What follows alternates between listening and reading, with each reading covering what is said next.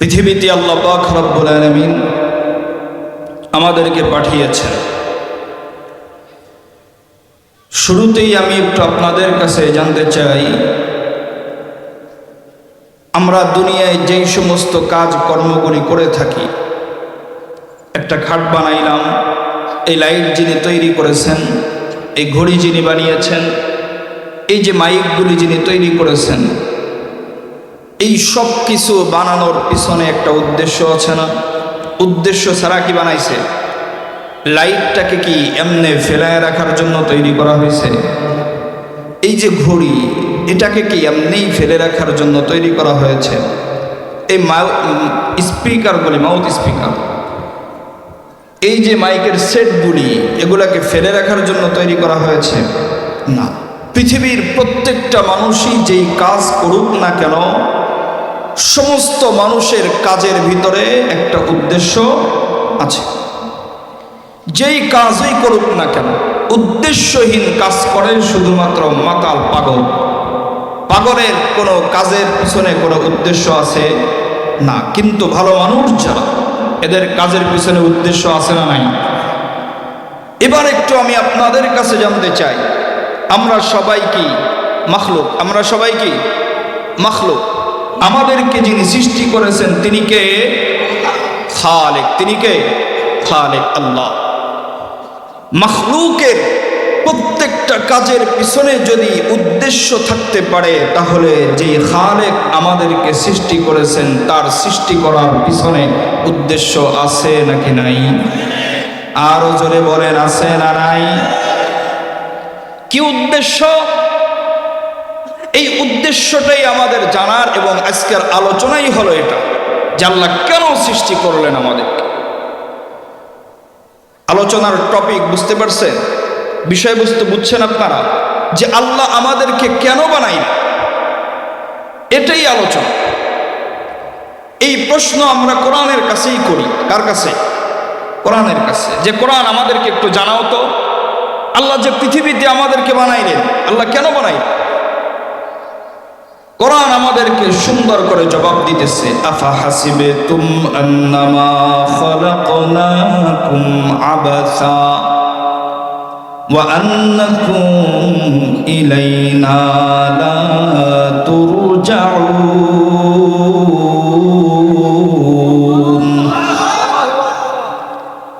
এরপরে আরেক জায়গায় কোরআন আরেক কথা বলতেছে, ওমা খালাকাতুল জিন্না ওয়াল ইনসা ইল্লা লিয়াবুদুন। মা খালাকাতুল জিন্না ওয়াল ইনসি বিখা জুজ ইবাদত নিস্তে মাকসুদ আজাহা।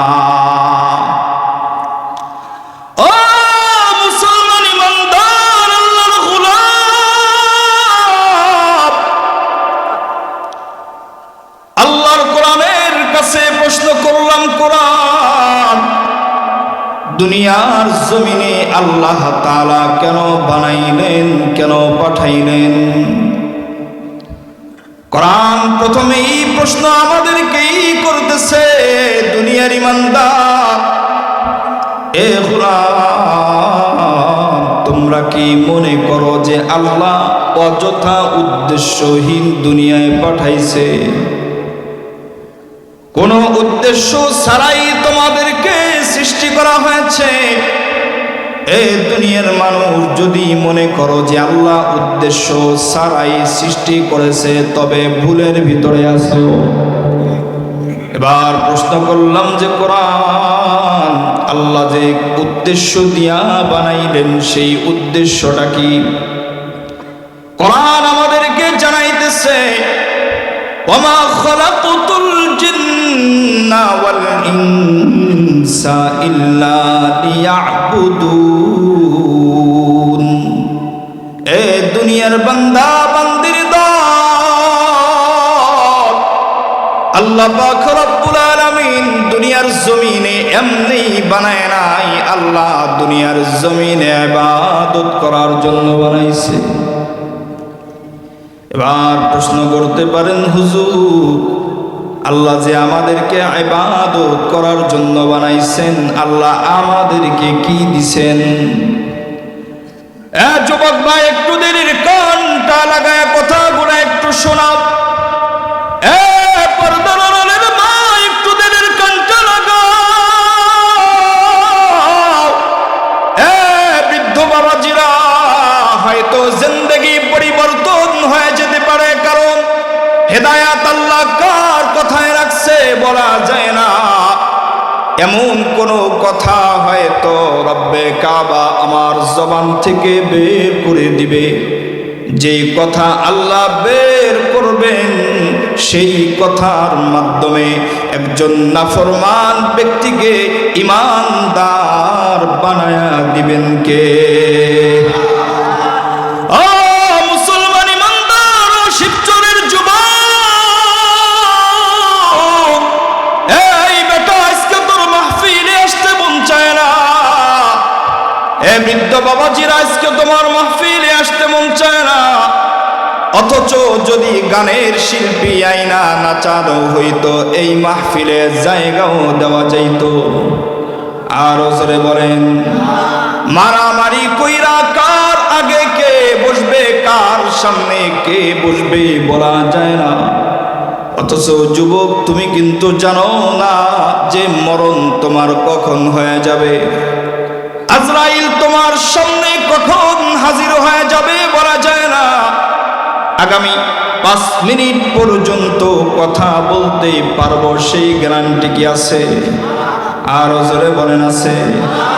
আল্লাহ যদি আজরাইল পাঠায় দেয়, আর যদি আজরাইলে বলি, আজরাইল আমার জিন্দেগির যত সম্পদ আছে, বাড়ি আছে, গাড়ি আছে, এই আজরাইল সব আমি তোরে দিয়ে দিলাম।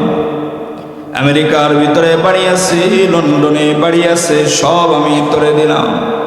আজরাইল, একটা মিনিট সময় আমারে দে, আমি একটু আল্লাহর কাছে তওবা করব।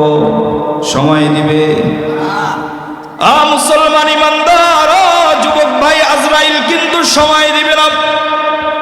তবে এই মাহফিলে যারা বসছেন, আল্লাহর পয়গম্বরের হাদিস অনুযায়ী যারা এই মাহফিলের শেষ পর্যন্ত থেকে তওবা করে এখান থেকে উঠবেন, আর এই তওবার পরে গুনাহ করার পূর্বেই যদি আপনার মরণ হয়ে যায়, আল্লাহ পাক রব্বুল আলামিন বিনা হিসাবে আপনাকে জান্নাতি বানায়া দিবে। ও যুবক, ইবাদত তো করতে মন চায় না, এই বেটা নামাজের সময় খুঁজে পাওয়া যায় না, ওয়াজ মাহফিলে খুঁজে পাওয়া যায় না, জিকিরের মজলিসে খুঁজে পাওয়া যায় না, চরমনার ময়দানেও খবর পাওয়া যায় না। এই যুবক, ইস্তেমার মাঠেও তোমারে পাওয়া যায় না, কিন্তু যত গুনাহের কাজ আছে সেই জায়গাগুলোয় পাওয়া যায়। রে যুবক, একটা বার নিজের ব্রেন দিয়ে চিন্তা করে দেখো, আজকে তোমার মোবাইল তোমার কাছে সময় চাইলে সময় পায়। এই যুবক, আজকে ফেসবুক তোমার কাছে সময় চাইলে সময় পায়। এই যুবক, গুনাহের আসবাবগুলি সময় চাইলে সময় পায়। শুধুমাত্র একটা জায়গায় সময় দিতে পারো না, যখন আল্লাহ ইবাদত করার জন্য সময় চাওয়া হয়। মুসলমান, অথচ রব্বে কারীম বলে, গোলাম, কোন দিক থেকে তোমারে আমি কমতি রাখলাম? এ গোলাম, যা চাইছো আমি আল্লাহ তাও দিলাম, যা চাও নাই আমি আল্লাহ তা দিয়েও পরিপূর্ণ করলাম।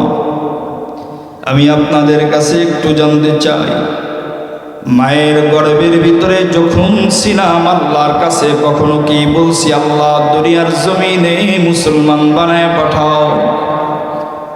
কখনো কি রব্বে কাবার কাছে বলছি, আল্লাহ দুনিয়ার জমিনে মানুষ বানায় পাঠাও?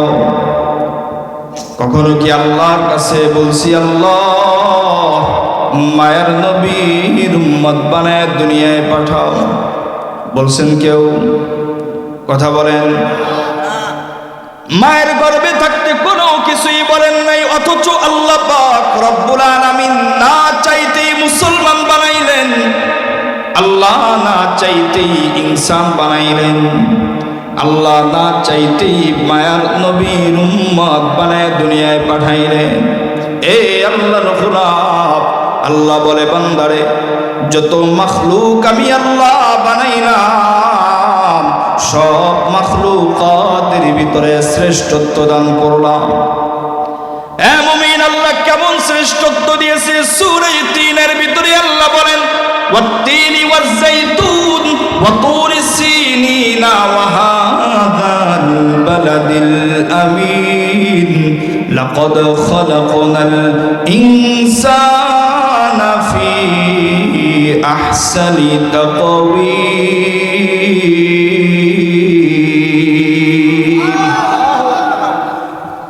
ও শিবচরের মুসলমান, আল্লাহ বলে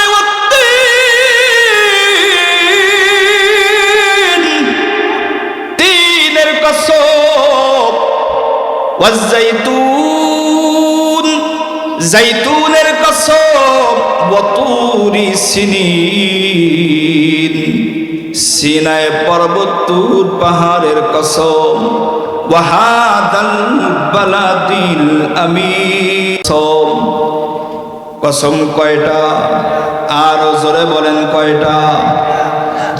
চারবার কসম করেছেন। তিনের কসম করেছেন, যাইতুনের কসম করেছেন, সিনাই পর্বতের কসম করেছেন, পবিত্র জমিনের কসম করেছেন। এই চার কসম করার পরে রব্বে কাবা বলতেছে, লাকাদ খালাকনাল ইনসানা ফি আহসানি তাকওয়ীম। এ গোলাম, সাধারণভাবে বললে হয়তো বিশ্বাস করবা না, এজন্য আমি আল্লাহ চারবার কসম করে বললাম, গোলাম তুই সুন্দর। তিনের কসম, তুই সব চাইতে সুন্দর। যাইতুনের কসম, তুই সব চাইতে সুন্দর। ওয়া তুরি সিনিন সিনাই পর্বতের কসম, তুই সব চাইতে সুন্দর। ওয়া হাদাল বালাদিল আমিন, ওই পবিত্র জমিনের কসম, তুই সব চাইতে সুন্দর। আল্লাহ চারবার কসম করে বলতেছে, গোলাম সবচাইতে সুন্দর আকৃতি দিয়া, সবচাইতে সুন্দর গঠন দিয়া, সবচাইতে সুন্দর দিয়া আমি আল্লাহ তোমারে বানাইলাম। এ গোলাম, আমি চাঁদকেও এত সুন্দর করে বানাই নাই, আমি সূর্যকেও এত সুন্দর করে বানাই নাই, আমি পৃথিবীর জমিনকেও এত সুন্দর করে বানাই নাই। কারণ আমি আল্লাহর সৃষ্টি যত মাখলুক আছে, কোন মাখলুককে বানানোর ক্ষেত্রে আমি আল্লাহর কুদরতি হাত ব্যবহার করি নাই। রব্বে কাবা বলেন, ইন্নামা আমরুহু ইযা আরাদা শাইআন আইয়াকুলা লাহু কুন ফায়াকুন।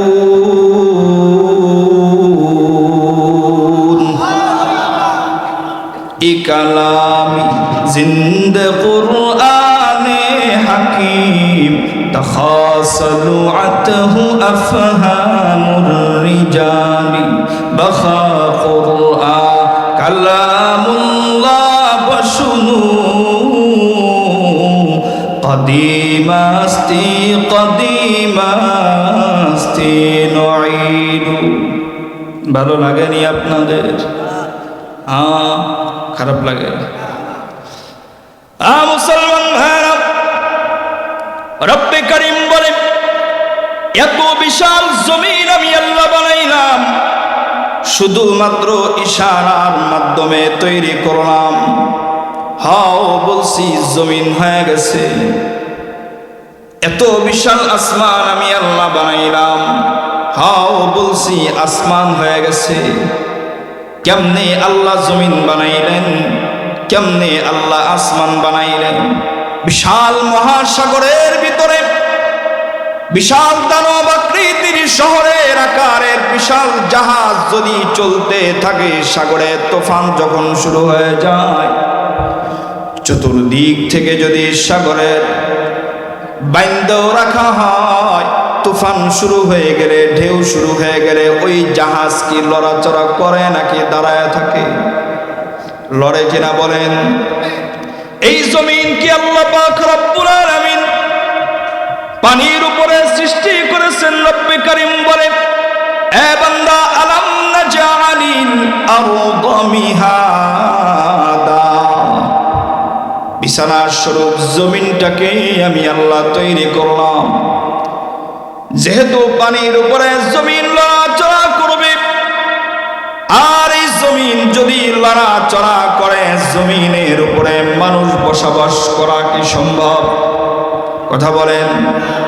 সামান্য 2 মিনিটের ভূমিকম্প যদি শুরু হয়ে যায়, দুনিয়ার বড় বড় অট্টালিকা, দুনিয়ার অত্যাধুনিক বাড়িগুলি মুহূর্তের ভিতরে জমিনের ভিতরে গেড়ে যায়। আল্লাহ বলে, গোলাম,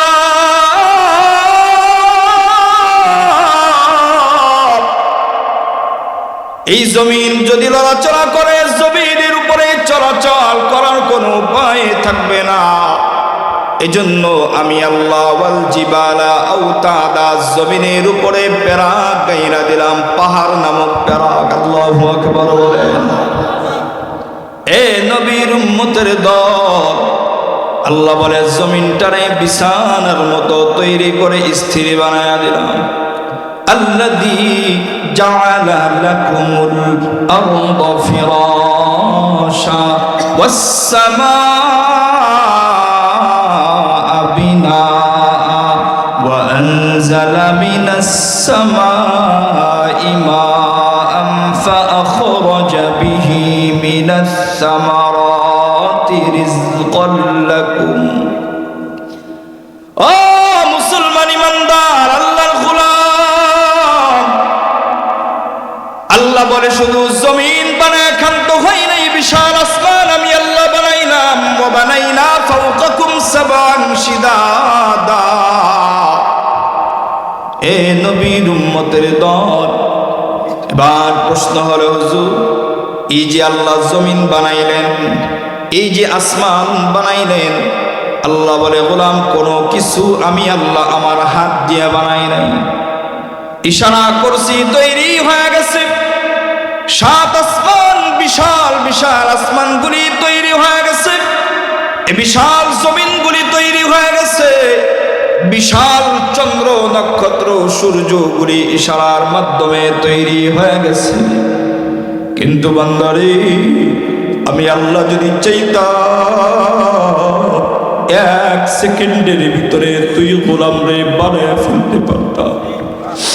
আমি আল্লাহ যদি চাইতাম, তোর মায়ের গর্ভে 10 মাস 10 দিন না রাইখা 1 দিনের ভিতরে দুনিয়ার জমিনে ডেলিভারির ব্যবস্থা করতে পারতাম।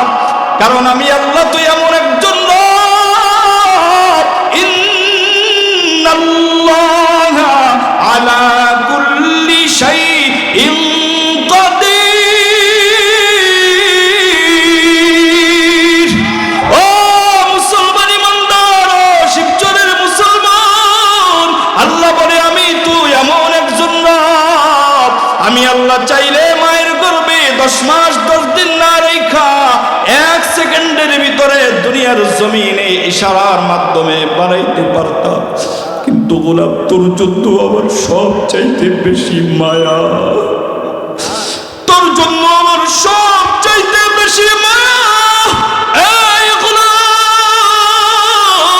তুই কি জানো তোর হাতটাকেও আমি আল্লাহ নিজের হাত দিয়ে তৈরি করলাম। এ গোলাম, তোর পাটাকেও আমি আল্লাহ নিজের হাত দিয়ে তৈরি করছি। এ গোলাম, তোর চোখগুলারেও আমি আল্লাহ নিজের কুদরতি হাত দিয়ে বানাইলাম। গোলাম, তোর মাথাটারেও আমি আল্লাহ নিজের কুদরতি হাত দিয়ে তৈরি করছি। গোলাম, আমি আল্লাহ যদি তৈরি কইরা ছাইরা দিতাম তাও একটা বিষয় ছিল, তোরে বানানোর পরে সমস্ত ফেরেশতাদেরকে দিয়ে তোরে সম্মানিত করলাম।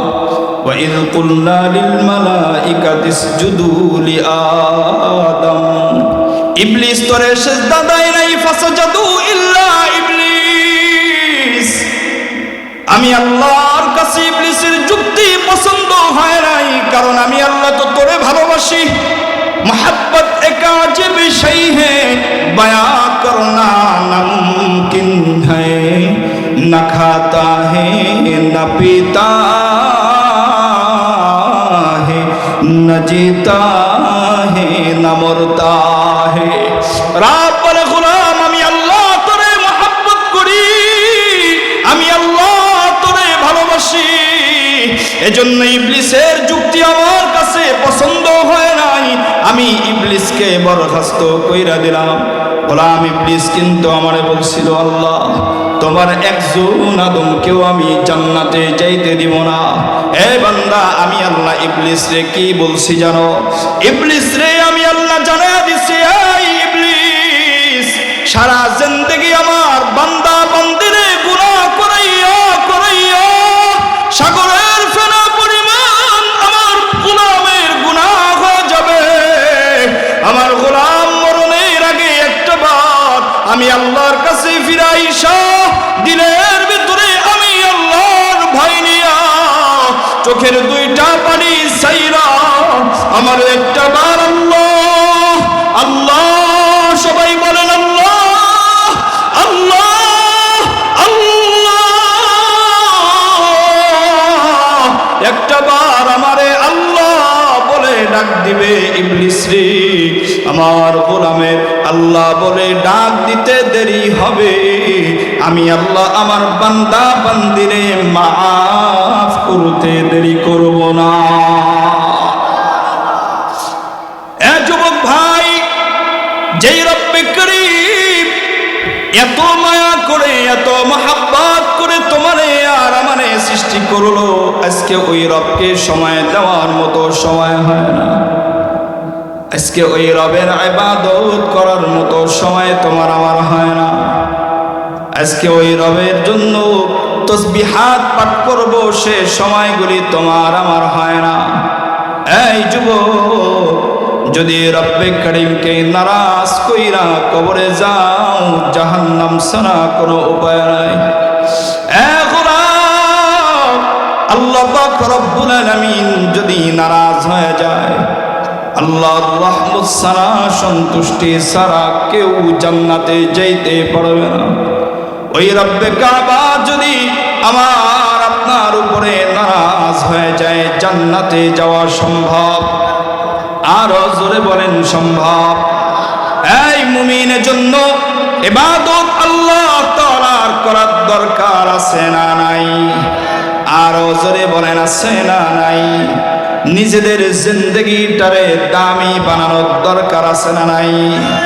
এ মুমিন, কারণ হলো যেই মসজিদের মাইকে প্রতিদিন আর একজনের মরণের এলান শোনা যায়, শুনছেন আজকে অমুক দুনিয়ার জমিন থেকে বিদায় হয়ে গেছে, এই যে এলান গুনি শুনতেছেন, কোন দিন না জানি আমার মরণের এলান হয়ে যায়, কোন দিন না জানি আমার মরণ হয়ে যায়। বলা যায়, কথা বলেন? আজরাইল কখন আসবে বলা যায়? আসবে, সঙ্গে সঙ্গে চলে যাওয়া লাগবে।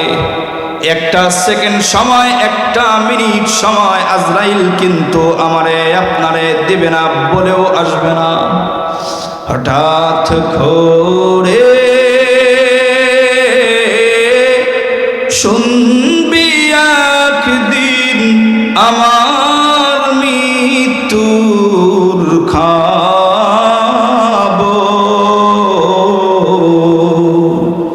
কেঁদে কেঁদে আসবে সবাই দিতে আমায় কবর,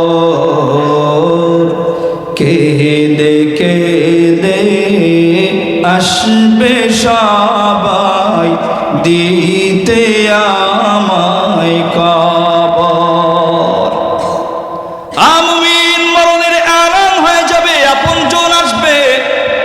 মুখের কাপড়গুলি উঠে একবার দেখবে আর বলবে আহ, লোকটা মারা গেল, এতটুক পর্যন্ত শেষ হয়ে যাবে।